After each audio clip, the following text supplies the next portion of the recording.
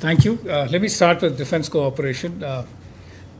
Defense cooperation with Mongolia is basically composed of two or three initiatives. One is joint exercises. We do a joint exercise called Nomadic Elephant and another one called Conquest with Mongolia. And the Mongolians appreciate the opportunity to train with us. And the defense minister, I was just in the meeting when the defense minister called on the president. They are interested and they see a lot of benefits of training with us. So they would like us to continue with existing programs and also offer more support in terms of training. We do send our trainers there as part of our joint exercise initiatives and who stay with them and train their officers for some time. So that is something they see value in. We will be doing more of that. We also provide some kinds of equipment as part of our grant assistance to Mongolia, and we propose to continue that in the coming years. One big initiative that we took in the past was offering them cyber security training. We set up a cyber security training center for their armed forces. The president thanked both the Prime Minister and Raksha Mantri for the benefits that flow from that center, and they wish to upgrade and continue that kind of support. So these are basically the main kind of partnerships that we have in defense cooperation. Raksha Mantri told them that we would be happy to continue existing programs and also look at new proposals that come from the Mongolian side for any new ideas for collaboration. Agriculture. As you know, Mongolia has a large area compared to its population, 1.5 million square kilometers for a population of just about 3.5 million. A lot of it is grassland. They are planning to develop large plantations. In fact, if you fly into Ulaanbaatar, you can see these large fields coming up outside Ulaanbaatar. There are areas where it is possible for us to collaborate, especially precision agriculture, modern techniques, using digital platforms for agriculture, etc. These are all areas that we can potentially offer for collaborating with them in the area of agriculture. In fact, in a somewhat connected area, President Khorelsukh also offered that since Mongolia produces a lot of high quality wool, Kashmir wool, he said India could support them in developing that industry, value adding, and producing products for consumption in both markets and also for exports to third markets. So it is something that sounds exciting, and we will be having people look at it in greater detail and see how we can take it forward. Capacity building of border forces, somewhat similar to what I mentioned in the area of defense. I think Mongolia also sees benefit in working with us on cooperating in the area of drones and usage of drones, etc. It is something that we are talking about to see what kind of cooperation is possible.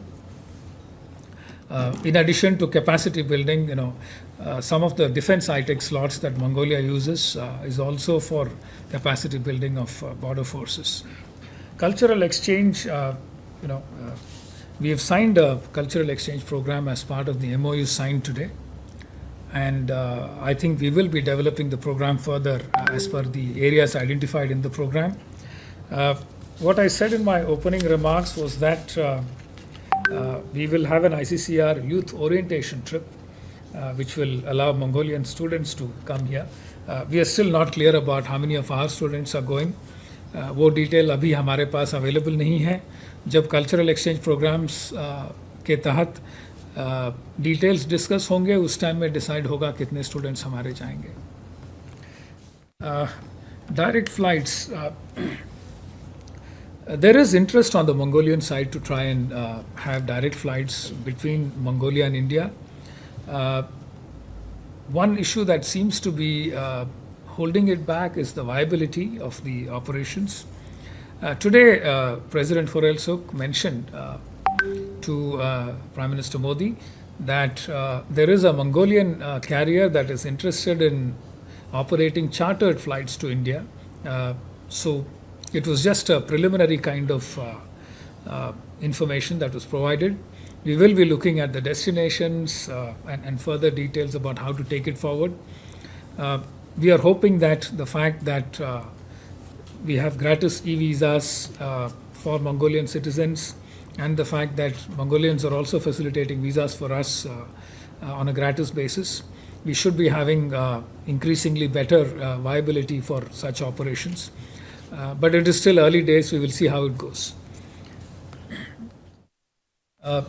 In fact, the LOC of 1.7 billion that you mentioned, it is India's largest LOC supported project, the Mongolia oil refinery. And the cost was originally at 1.2 billion.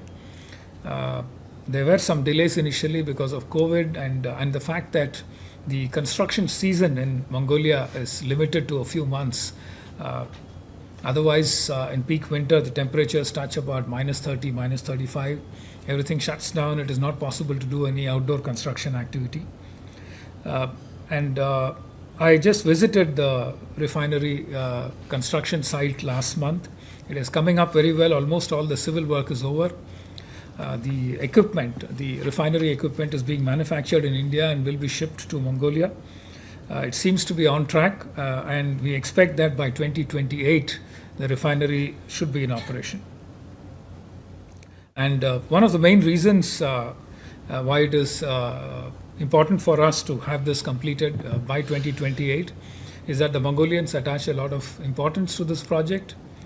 And the reason is that they want to use their own crude, which is mostly exported now, to be fed into this refinery so that they can be as energy independent as possible. And that is something we want to support. And we hope to see this through by 2028. Critical minerals and renewable energy were the last 2 points that you wanted me to speak on. Mongolia has large reserves of coking coal. It is something that is useful for the steel industry, and India buys coking coal from a variety of partners, including Canada, Indonesia, etc., Australia. Mongolia offers itself as a potential partner for this. The difficulty, of course, happens to be the fact that Mongolia is landlocked and depends on ports in neighboring countries to be able to ship out the coal. Most of their coal is currently exported to China. If India is to buy coking coal from Mongolia, it will have to be either through Tianjin port in China or through Vladivostok in Russia. The economics need to be figured out. I understand that the Russian option is more expensive than the Chinese option. So we are talking to the Russians and the Mongolians to see what kind of arrangements can be made to bring Mongolian coal through the Trans-Siberian Railway to Vladivostok and see how exactly the economics plays out. Mongolia also has a few other minerals of interest to us, including copper, gold, iron, zinc, and recently they've also unearthed uranium reserves. They've just signed a big 1 million ton per annum deal with France for unearthing and processing uranium. We've also offered our interest in partnering with Mongolia for uranium, and we will be taking up the dialogue in the coming months. And renewable energy, what we understand is that President Korelsuk told Prime Minister that in the southern parts of Mongolia, they get about 230 days of good sunlight. Mongolia prides itself as the land of the eternal blue skies. Very less pollution, very small population to support, and therefore large empty space for solar panel fields to be set up. And therefore it does offer itself as a good partner for renewable energy. They are committing to join the International Solar Alliance, just signed the framework agreement for the ISA. So we hope to be able to partner with them and see how to take it forward. Thank you.